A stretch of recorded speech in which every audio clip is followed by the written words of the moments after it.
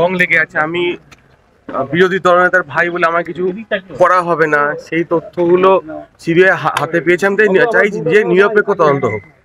না না কোন কথা বলছো? দিব্যেন্দু অধিকারী দিব্যেন্দু অধিকারী বলুন, তারপরে আপনি ভারতী ঘোষ বলুন, এদেরকে অবশ্যই ডাকা উচিত, ডেকে নিয়ে নিরপেক্ষ তদন্ত করা উচিত। এই গোটা দুর্নীতিতে তাদের রোলটা কি? তারা তো তাদের সিবিআই বলতে পারবে খুব ভালো করে, এবং আমি চাই যে নিরপেক্ষ তদন্ত হোক। এই বিষয় নিয়ে তুমি কিছু জানো?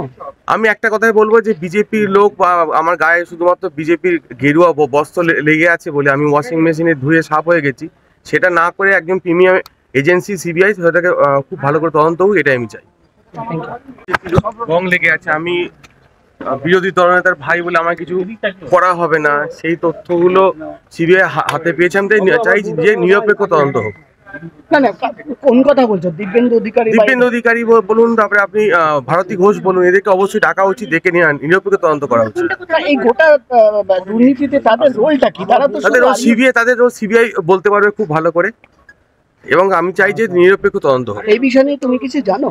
আমি একটা কথাই বলবো যে বিজেপির লোক বা আমার গায়ে শুধুমাত্র বিজেপির গেরুয়া বস্ত্র লেগে আছে বলে আমি ওয়াশিং মেশিনে ধুয়ে সাফ হয়ে গেছি, সেটা না করে একজন প্রিমিয়াম এজেন্সি সিবিআই সেটাকে খুব ভালো করে তদন্ত হোক, এটাই আমি চাই।